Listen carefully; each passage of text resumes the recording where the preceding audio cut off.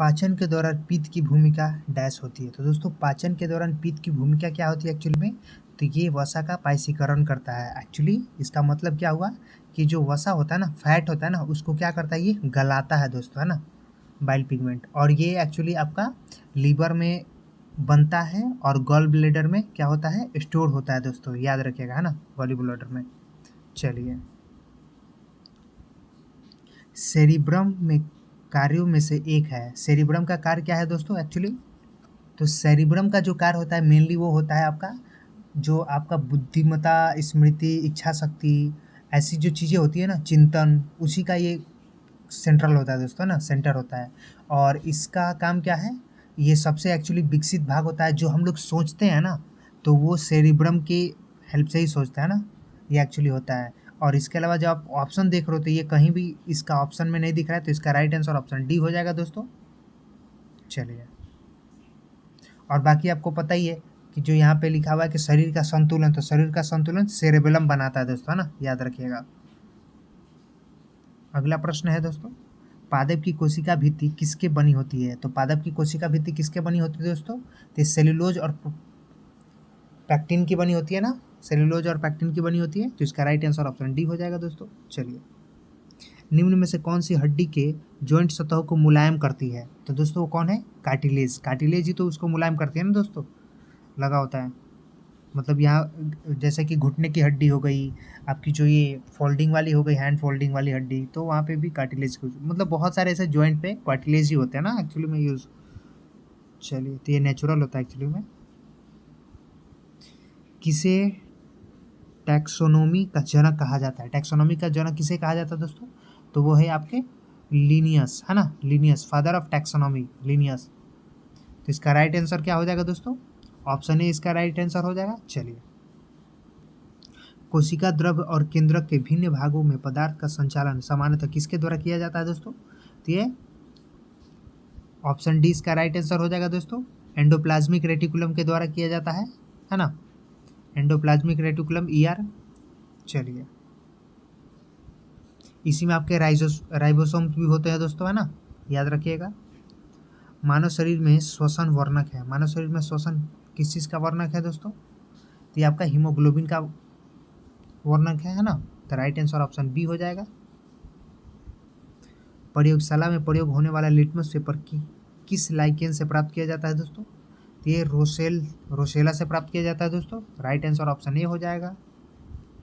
Gene का कार्यात्मक इकाई क्या है। जीन का कार्यात्मक इकाई क्या होता है दोस्तों, तो ये होता है सिस्ट्रॉन, है ना। तो इसका राइट आंसर ऑप्शन ए हो जाएगा दोस्तों, सिस्ट्रॉन।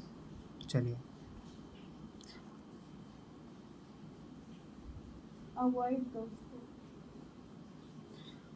वनस्पतियों को पराबैंगनी किरणों के दुष्प्रभाव से बचाने के वर्णक है। बचाने वाला एक्चुअली वर्णक कौन सा होता है, तो होता है आपका फाइकोसाइनिन, है ना, फाइकोसाइनिन। तो इसका राइट आंसर ऑप्शन बी हो जाएगा। नेक्स्ट, नेत्र में प्रवेश करने वाले प्रकाश की मात्रा को किसके द्वारा नियंत्रित किया जाता है एक्चुअली में, तो ये परितारिका के द्वारा नियंत्रित किया जाता है दोस्तों, क्योंकि लाइट अगर बहुत ज़्यादा हो जाती है तो भी हमारी आंखों को नुकसान होता है एक्चुअली में। चलिए, निम्न में से कौन सा विद्युत धारा के तापीय प्रभाव के व्यवहारिक अनुप्रयोगों पर आधारित नहीं है एक्चुअली में, तो ये होता है इलेक्ट्रिक घंटी, है ना, याद रखिएगा। इलेक्ट्रिक घंटी विद्युत धारा के तापीय प्रभाव के व्यवहारिक अनुप्रयोग पर आधारित तो एक्चुअली होता ही नहीं है ना। ये आपका इलेक्ट्रिक करंट आता है, फिर एक स्विचिंग होता है, फिर किसी गोलाकार दर्पण की फोकस दूरी डैश होती है, तो वो वक्रता त्रिज्या की आधी होती है दोस्तों। चलिए, ऑप्शन बी इसका राइट आंसर। संपीड़नों का निर्माण उस स्थान पर होता है जहां वायुदाब उच्च होते हैं एक्चुअली में, है ना। ऑप्शन सी इसका राइट आंसर हो जाएगा।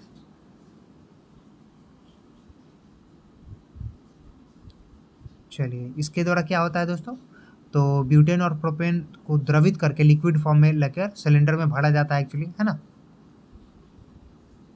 किसी रॉकेट का प्रक्षेपण न्यूटन के किस नियम के आधार पर किया जाता है, तो गति का तृतीयक नियम है दोस्तों, third law of Newton's law.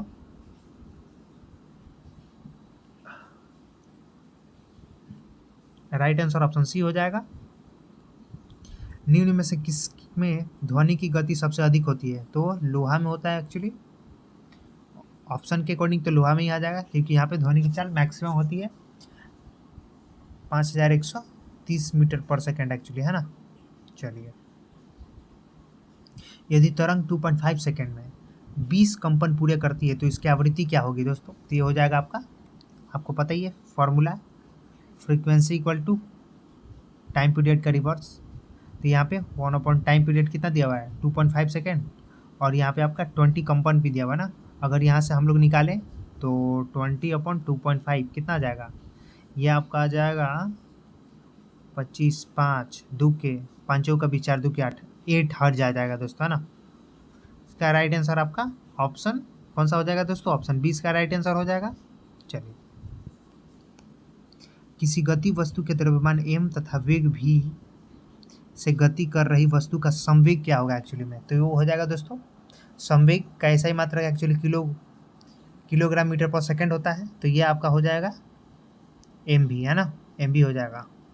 इसका राइट आंसर ऑप्शन ए हो गया। चलिए, भारत का पहला वर्टिकल फॉरेस्ट टावर माना फॉरेस्ट कहाँ पर बनाया जा रहा है दोस्तों? तो ये बेंगलुरु में बनाया जा रहा है। करंट से रिलेटेड क्वेश्चन है, याद रखिएगा। व्यक्तिगत रूप से लगातार 2 ओलंपिक खेलों में पदक जीतने वाली पहले भारतीय महिला खिलाड़ी हाल ही में कौन बनी है दोस्तों? तो वो पीवी सिंधु है ना, बैडमिंटन प्लेयर है दोस्तों। चलिए, भारतीय रेल द्वारा विश्व की प्रथम हॉस्पिटल ट्रेन का उद्घाटन किया गया, ट्रेन का नाम क्या है एक्चुअली में? इसका नाम लाइफलाइन एक्सप्रेस है दोस्तों, है ना। हॉस्पिटल की सुविधा इसमें की गई है और मरीजों को तो मुफ्त में इसमें इलाज करने की व्यवस्था हुई है, ये भी याद रखिएगा बात, लाइफलाइन एक्सप्रेस।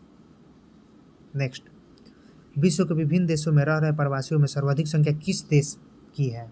तो दोस्तों वो भारत की है। चलिए, भारत के लगभग 1.8 करोड़ लोग दूसरे देशों में रहते हैं दोस्तों, है ना। चलिए, पृथ्वी की जैव विविधता की रक्षा करने के उद्देश्य से one planet summit for biodiversity का आयोजन कहाँ किया गया? तो फ्रांस में किया गया था दोस्तों। चलिए, निजी क्षेत्र की अंतरिक्ष कंपनी स्पेस एक्स ने कितने उपग्रहों को एक साथ अंतरिक्ष में भेजा दोस्तों? तो 143 उपग्रहों को भेजा है दोस्तों, जो कि एक खुद में एक रिकॉर्ड है। चलिए, ट्रांसपेरेंसी इंटरनेशनल द्वारा जारी भ्रष्टाचार बोध सूचकांक 2022 में भारत का स्थान क्या रहा दोस्तों? तो 85वां स्थान रहा। देखिए दोस्तों, यहाँ पे आपका ये भी इंपॉर्टेंट हो जाता है कि किसने इसको जारी किया। ट्रांसपेरेंसी इंटरनेशनल द्वारा जारी किया गया दोस्तों, और उसमें भारत का रैंक क्या है? तो 85 है। तो ये दोनों चीज़ें आपको याद रखनी होगी, है ना, दोनों एग्जाम में पूछ ले जाएंगे। ओलंपिक 2022 की पदक तालिका में शीर्ष 4 स्थान पर रहने वाले देशों का सही क्रम क्या है?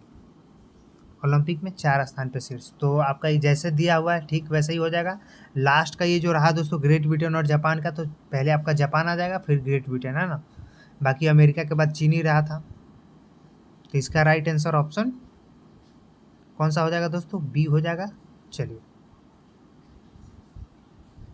अगला प्रश्न है, डिस्पाइट द स्टेट पुस्तक के लेखक कौन है? तो एम राजशेखर है दोस्तों, ऑप्शन ए इसका राइट आंसर हो जाएगा।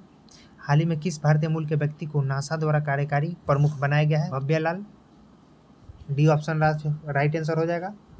सर्व शिक्षा अभियान के तहत केंद्र और राज्य के मध्य वित्तीय व्यवस्था को किस अनुपात में विभाजित किया गया है दोस्तों? तो ये 60-40 के अनुपात में विभाजित किया गया है, 60% केंद्र का, 40% राज्य सरकार का।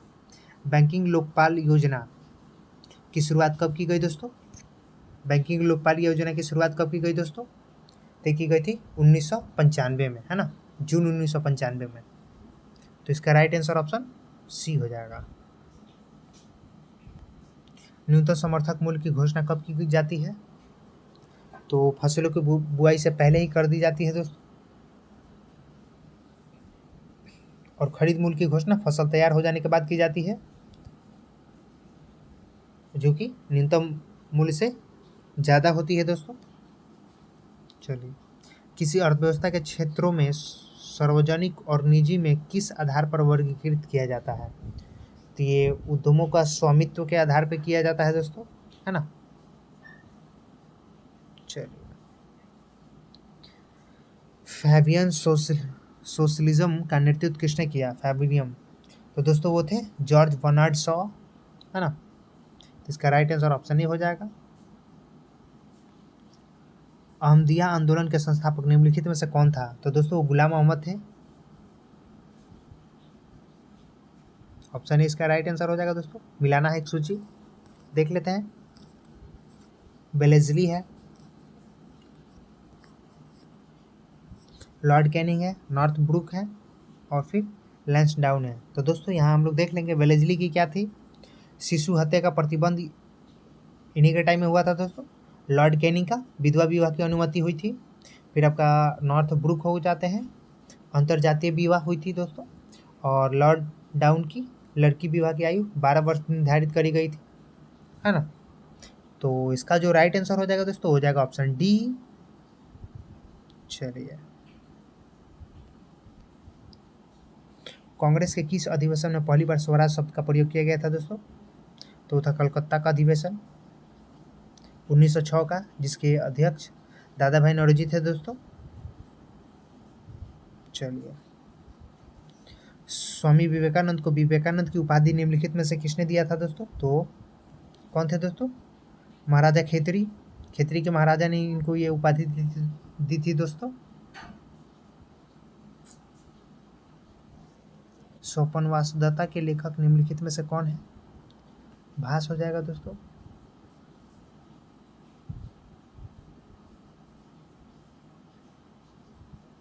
चलिए, अगला प्रश्न है, विजयनगर के राजा कृष्णदेव राय ने गोलकुंडा का युद्ध किस राजा के साथ लड़ा था? तो कुली कुतुब शाह के साथ लड़ा था दोस्तों। राइट आंसर ऑप्शन ए हो जाएगा। पहली बार किसी के सती होने का प्रमाण किस अभिलेख से मिलता है दोस्तों? तो ये एरन अभिलेख से मिलता है पहली बार 510 ईस्वी में। भानुगुप्त के एरन अभिलेख से मिलता है दोस्तों, जिसमें किसी भोज राजा की मृत्यु पर उसकी पत्नी को सती का प्रमाण होने का प्रमाण मिलता है एक्चुअली में। इसका राइट आंसर ऑप्शन ए हो जाएगा।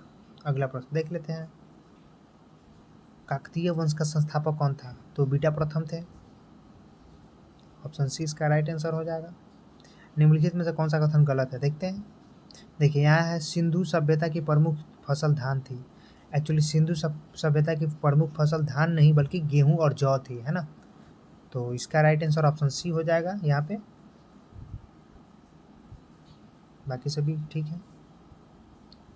भारतीय उच्चायुक्त के पद का किस अधिनियम से सृजन हुआ? तो ये आपका भारत सरकार अधिनियम 1919 से सृजन हुआ था दोस्तों। राइट आंसर ऑप्शन बी हो जाएगा। केंद्र सरकार में उच्च नागरिक सेवा अधिकारी कौन होता है दोस्तों? तो ये मंत्रिमंडल के सचिव होते हैं। पिछड़ी जाति आयोग के प्रथम सभापति कौन थे? तो काका साहेब कालेलकर थे दोस्तों। तो ऑप्शन 20 का राइट आंसर हो जाएगा। किस वर्ष रेगुलेटिंग एक्ट पारित किया गया? तो 1773 में रेगुलेटिंग एक्ट पारित हुआ था दोस्तों। चलिए, राज्य सरकारों का संवैधानिक प्रमुख कौन होता है? तो राज्यपाल होते हैं, है ना। भाग 6 में इनको किया गया है दोस्तों, संविधान के भाग 6 में। चलिए, एक विकास खंड पर पंचायत समिति होती है, तो परामर्शदात्री समिति होती है दोस्तों,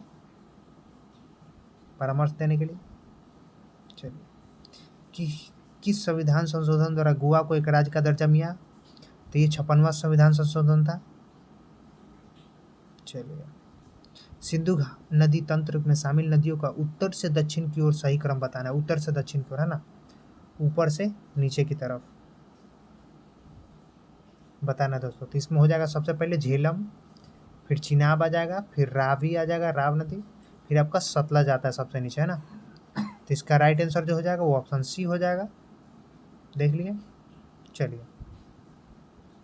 लाल मृदा का रंग लाल होने का कारण क्या है एक्चुअली में? तो इसमें आयरन की बहुत ज़्यादा अधिकता होती है, आयरन सबसे अधिक होते हैं। चलिए, भारतीय मानक समय ग्रीनविच से कितना आगे या पीछे है? तो दोस्तों 5 घंटा 30 मिनट आगे है ये एक्चुअली में, क्योंकि इसको मैंने एक्सप्लेन भी किया था एक वीडियो में कि भारतीय मानक समय से क्या है, अपना जो देश है वो ईस्ट की तरफ है, और ईस्ट की तरफ हमेशा बढ़ता है और वेस्ट की तरफ हमेशा टाइम घटता है ना, याद रखिएगा। तो ये यहाँ से आपका पड़ेगा 5.5 घंटे का, जो इंडियन स्टैंडर्ड टाइम है वो 5.5 घंटे का लगभग पड़ेगा, है ना, याद रखिएगा। चलिए, निम्नलिखित में से किस क्षेत्र में धरातलीय और भौमजल का उपयोग सर्वाधिक होता है? भूमिजल का उपयोग, तो ये कृषि में होता है दोस्तों। राइट आंसर ऑप्शन सी हो जाएगा। निम्नलिखित में से भारत में स्थापित होने वाली पहली लौ अयस्क उद्योग कंपनी कौन सी थी? तो वो टाटा लौ इस्पात कंपनी थी दोस्तों, TISCO. Right answer option A हो जाएगा। 1907 में इसकी स्थापना की गई थी जमशेदजी टाटा जी के द्वारा। भारत में सबसे बड़ा भाषाई समूह है, तो वो भारतीय यूरोपीय है दोस्तों। राइट आंसर ऑप्शन सी हो जाएगा। औषधि शैलों के लिए निम्नलिखित में से कौन सा कथन असत्य है?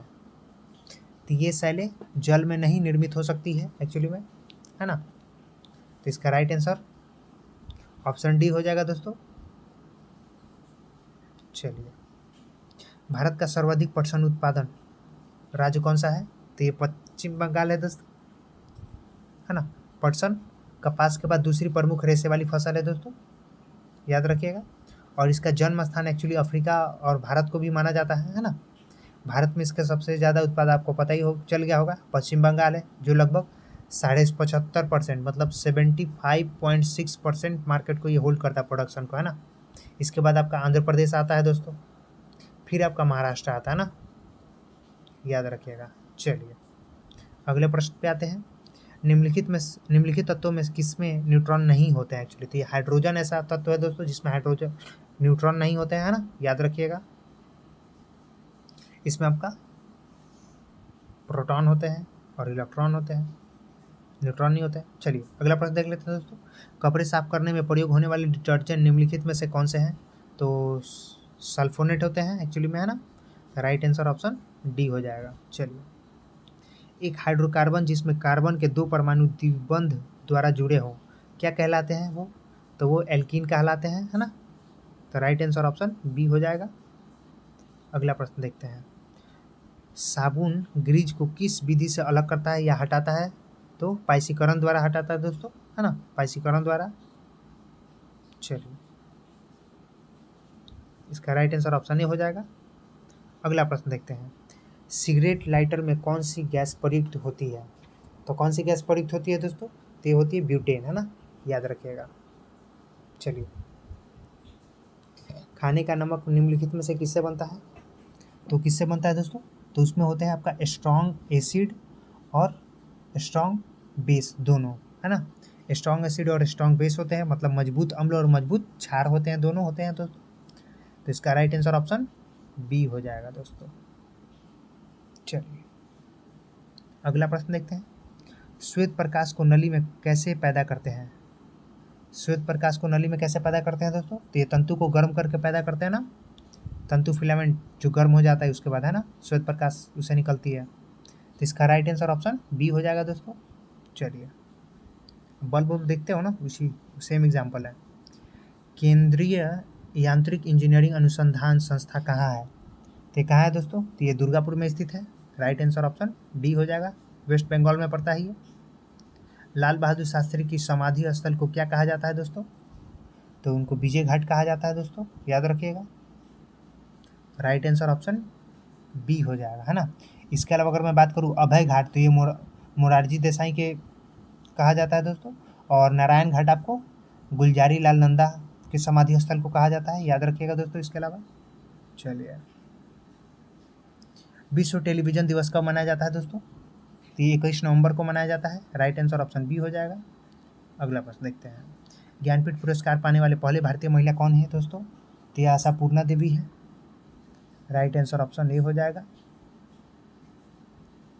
चाइना कप किस खेल से संबंधित है? चाइना कप जिम्नास्टिक खेल से संबंधित है। तो राइट आंसर ऑप्शन बी हो जाएगा। नेक्स्ट, इनमें से कौन सी टिप्पणी प्राकृतिक वनस्पति जात और प्राणी जात के हास्य का प्रमुख कारण नहीं है? तो पशुचारण और ईंधन लकड़ी एकत्रित करना है एक्चुअली। तो इसका राइट आंसर ऑप्शन सी हो जाएगा। चलिए, अगला प्रश्न देख लेते हैं दोस्तों। प्रोजेक्ट टाइगर की शुरुआत कब हुई थी? प्रोजेक्ट टाइगर की शुरुआत कब हुई थी दोस्तों? तो ये 1773 में इसकी शुरुआत कर दी गई थी। भारत और नेपाल दुनिया के 2/3 बाघों का आवास उपलब्ध करवाते हैं ना एक्चुअली, याद रखिएगा दोस्तों। राइट आंसर ऑप्शन बी हो जाएगा। चलिए अगले प्रश्न पे आते हैं। बीज बचाओ आंदोलन का संबंध किस राज्य से है? तो ये उत्तराखंड से है दोस्तों। भद्रा अभ्यारण्य किस राज्य में है दोस्तों? तो ये आपका कर्नाटक में है। आंसर ऑप्शन ए हो जाएगा। अगला प्रश्न देखते हैं। भारत का सबसे बड़ा बाघ अभ्यारण्य निम्न में से कौन है? तो वो है नागार्जुन सागर वन जीव अभ्यारण्य दोस्तों। राइट आंसर ऑप्शन बी हो जाएगा दोस्तों। और ये आंध्र प्रदेश में पड़ता है। इसकी अगर कुल टोटल क्षेत्रफल की बात की जाए तो 3568 स्क्वायर किलोमीटर में फैला हुआ क्षेत्र है दोस्तों, है ना, याद रखिएगा। आंध्र प्रदेश में पड़ता है। चलिए अगले प्रश्न पे आते हैं दोस्तों। 5 अंकों की वह सबसे बड़ी संख्या ज्ञात करें जो डैश से पूर्णतः विभाजित हो जाती है। तो 5 अंकों की सबसे बड़ी संख्या, तो आपको पता ही है कि सबसे बड़ी संख्या हो जाएगी अगर 5 अंकों की, तो इसको मानते हैं ना 5463 से पूर्णतः विभाजित हो जाए, है ना। तो इसको क्या करेंगे हम लोग एक्चुअली में, तो इसको हम लोग इसको डिवाइड करेंगे, इससे डिवाइड करेंगे, है ना, इससे। तो जो इसका यहाँ पे आएगा ना दोस्तों, क्या बोलते हैं उसको, शेषफल।